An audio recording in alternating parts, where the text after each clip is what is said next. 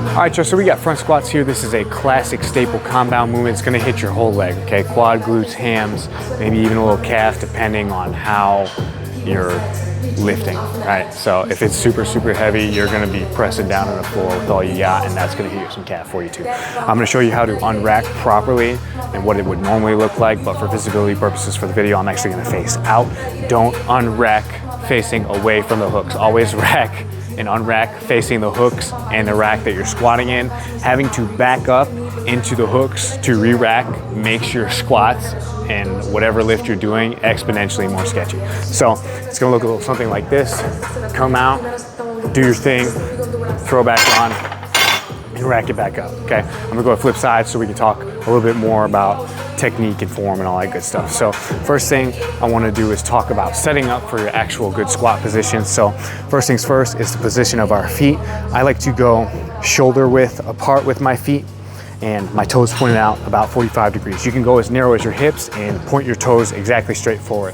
What that really depends on is your hip anatomy and how everything moves for you. So what I would suggest is playing with it to find out what's most comfortable for you. That's the most important thing, and that you're not feeling any pinchy sensations, hip impingement things when you go ahead and try to squat down to get your depth. So in terms of depth, how you measure that is you take the hip crease that forms at the bottom of your squat, and you want to make sure that the hip crease is at least in line with your knee or slightly below it. I always tell my people slightly below, that's your full range of motion. And so we go from there. This takes a little bit of mobility to get there, but you definitely want to try to get as deep as what is proper to do when you squat, right? You don't want to touch the floor, but you definitely want to go ahead and get that hip crease at least in line with the knee or just below it. So it's gonna look something like this. And you come back up, okay?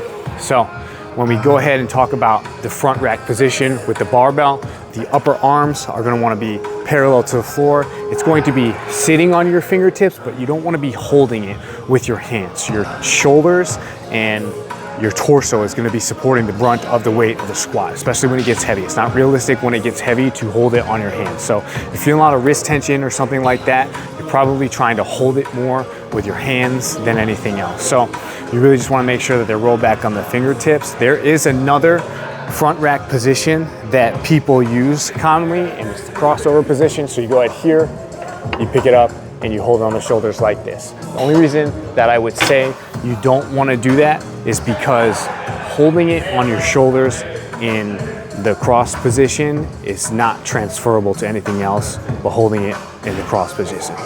So when we talk about holding in the front rack position, holding it on your fingertips is transferable to Olympic lifting. If you're ever talking about trying to transfer out into Olympic lifts, clean and jerks, split jerks, stuff like that, you're going to have to transfer from the front rack position into the push position. So catching in the front rack position is going to look like this. You're not gonna clean and jerk and then cross over, right? So that's the only reason I recommend you work the mobility to get into holding in the proper position when you front squat. So this is what it's gonna look like when we put it all together. Go ahead, come underneath, hand shoulder width, stand up, unrack in a neutral position, take your step out. Got that bar up, resting on your fingertips and on your shoulders, mostly on your shoulders.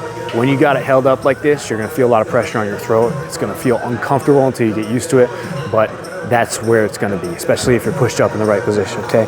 Got my feet in my proper position to squat with. You're gonna go ahead, come down, come back up, then go ahead, re-rack.